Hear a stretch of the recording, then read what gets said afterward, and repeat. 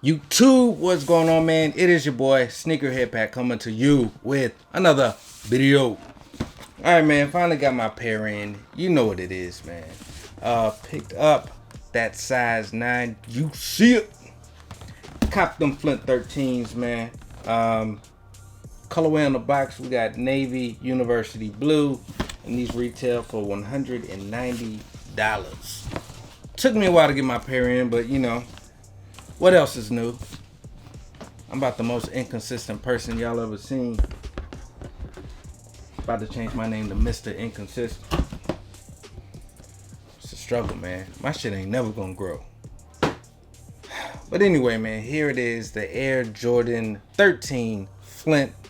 This was a must-have for me. The Flint 13 is actually one of my top 10 of all time favorites, man. This is actually the shoe that got me back into the game. Back in 2010, you know, when I was roaming around the mall on Black Friday, I was in foot action. I saw these sitting on the shelves, and I was just kind of holding them. I wasn't even gonna buy them. I was just admiring that nostalgic feeling. And the chick who worked there, she was like, "What size you need?" I was like, "I'm just looking." And she was like, "You better get your size before they sell out." I said, "I'll take a 9 then." That quick. As soon as she said, "I better get them before they sell out," I went ahead and bought them. I said, "You know what? I'll go ahead and get them, and then I'll think on it." Of course, I took them home, tried them on, and them bitches weren't going anywhere. They were here to stay. So, yeah, man, that's the shoe that pretty much got me back into buying kicks back in 2010. And if you want to see a comparison, I got that 2010 Flint 13 right here. You know, let me grab the other shoe so I can do a better side by side. There we go, right there. That's the 2010 right here, and then we got the new 2020. You can see the 2010 has more of like a French blue color. Well, it is French blue. And then the 2020 is more of a navy blue color. And everything else is pretty much the same. The Flint gray on the 2010 looks a little darker. That could be because of the age. This is 10 years older. So that could be it. But other than that, man, these are pretty much dead on. The only other difference from the 2020 pair is that they threw the 3M back in on the mesh. The 2010 does not have any 3M on the mesh. So I know a lot of people were disappointed in that back in 2010. I ain't give a damn, but I'm glad they did put it back on the 2020 pair. I do prefer the 2020 pair over the 2010. It just looks slightly better, and it's closer to what I remember from the OG. They did get that blue looking closer to the OG, so for those reasons, I will choose the 2020 over the 2010. I guess I don't need these 2010s anymore. I don't know if I'm gonna get rid of them or just beat them to hell, but yeah, it's what it is, man. But yeah, these look good, man. These look real good. Quality, the whole 9. I like everything about them.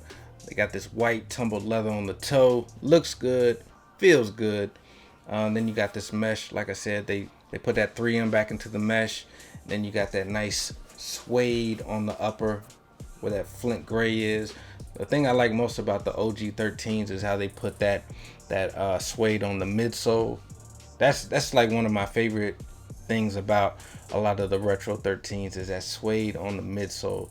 A lot of the newer 13s, they stopped putting the suede on the midsole. It's just the suede normally starts like on the actual upper. But yeah, man, that's one of my favorite features. It's just dope. And this suede feels pretty good, man. They definitely stepped it up with the quality on these 13s. The tongue, nice white tumbled leather, and yeah, man, feels pretty good. I think these are. I would say these are better quality than the 2010, but the 2010 really wasn't bad. But I think these might have a slight edge on them. But yeah, man, other than that white tumbled leather from the toe box all the way up to the tongue, and then that suede wrapping around the shoe, you got that University Jumpman on the tongue. You got your Jumpman tab on the bottom of the tongue. If you look behind it, you got a Roman numeral 13. Definitely check that if you're doing your legit check. You got your carbon fiber, that navy blue carbon fiber on the bottom. I don't know why people tap it. I don't know. I don't even know what fake carbon fiber sounds like, to be honest. But yeah, man, navy blue sock liner. I would say go true to size. I did try these on. I normally don't try them on until I do the on foot, so I never really mention sizing, but I would say go true to size. These pretty much feel the same as my 2010 pair.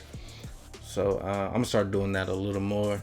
On the back side, you have that 23 Jumpman hologram, and a lot of people leave that plastic on there because they say it fogs up after a while.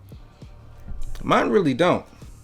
Maybe if you out here running the streets and doing all kind of foolery in your shoes, maybe it will fog up, like if you trash them. But my 2010 pair, that hologram is still alive and well, and I never keep that plastic on mine. So I don't know, man. You can keep it on there for protection.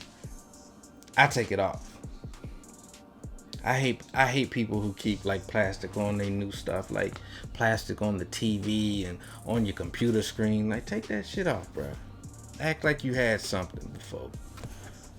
But that's just me. You got a University Blue Jumpman on the insole, and yeah, man. That is about it. 13s have always been one of my favorite silhouettes. I just feel like Tinker Hatfield did his thing on these, man. Tinker Hatfield is definitely one of the greatest shoe designers of all time, in my opinion. I just like how he took the inspiration from a panther and tied it into a shoe. I think most of y'all know, but MJ had the nickname Black Cat on the court, so these were inspired by the Black Panther. The upper, this navy mesh where you see those dimples all along the side of it, those are supposed to represent the whiskers. The bottom is supposed to be representative of the panther paw. On the back side the hologram is representative of the panther's eye. And that's all I can remember. I think that's it. But that's dope how he tied that into the shoe. Tinker Hatfield is the GOAT.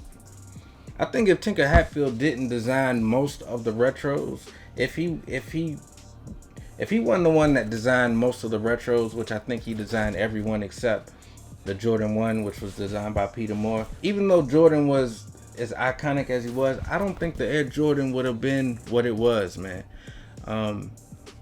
Jordan definitely made the shoe what it was, but I think people forget Tinker Hatfield was putting like a lot of designs that weren't on any type of shoe. Like Air Jordans were like the first with the icy bottom. They were first for a lot of stuff that Tinker Hatfield put on them, and he kind of revolutionized the whole sneaker game, period. And then when you tie in what Jordan was doing in the shoe, it just took them to a whole new, they were untouchable. And for over 30 years, they're still untouchable.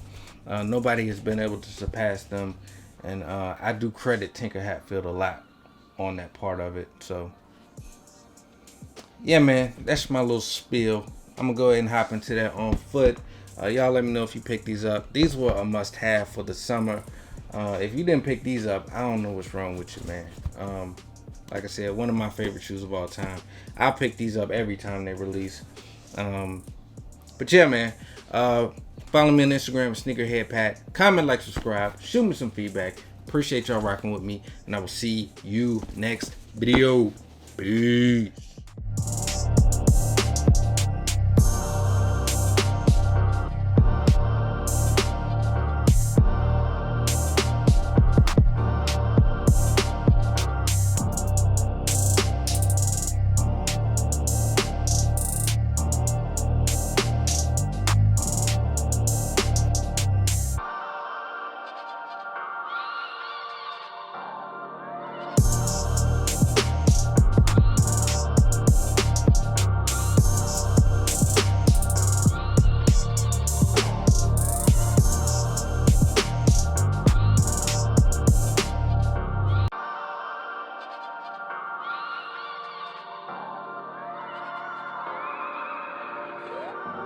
Wayne on this third.